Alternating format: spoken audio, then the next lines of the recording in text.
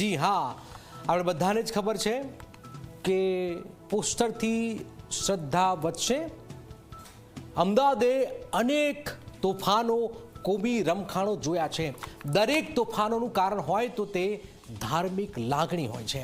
અમદાવાદમાં હાલમાં શાંતિ છે, પણ આ શાંતિને ખલેલ પહોંચાડવાનું કામ થયું. જાહેરમાં પોતાના ધર્મ પ્રત્યેની લાગણી દર્શાવતા પોસ્ટર લગાવવામાં આવ્યા, તેના કારણે વિવાદ સર્જાયો.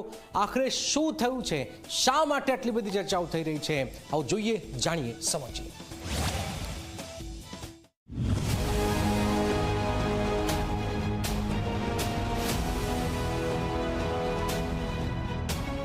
અમદાવાદ શાંતિ અને સંસ્કૃતિનું શહેર, પરંતુ આ શાંત માહોલમાં અશાંતિ ફેલાવવાનો પ્રયાસ થયો છે.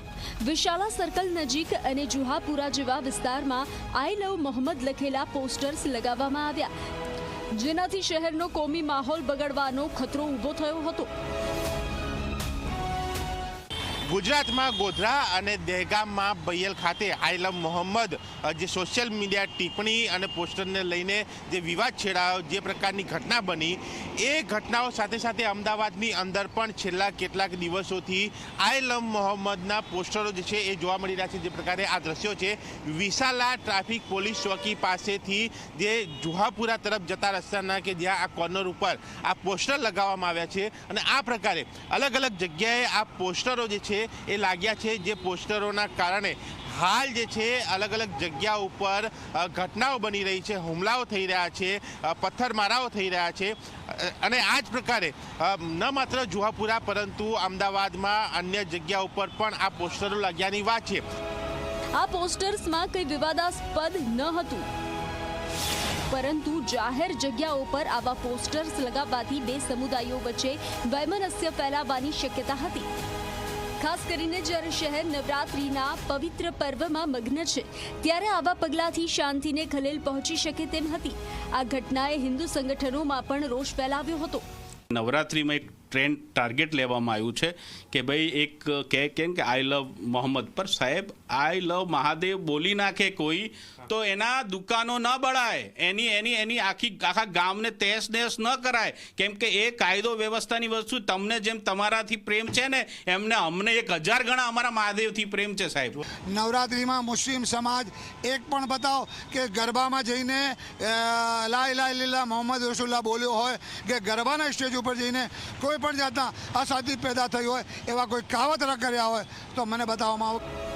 પરંતુ અમદાવાદ પોલીસે તાત્કાલિક એક્શન લઈને શહેરની શાંતિ જાળવી રાખી. સ્થાનિક આગેવાનોની મદદથી આ પોસ્ટર્સ હટાવી દેવામાં આવ્યા. પોલીસની સતર્કતાએ માહોલને વધુ બગડતો અટકાવ્યો.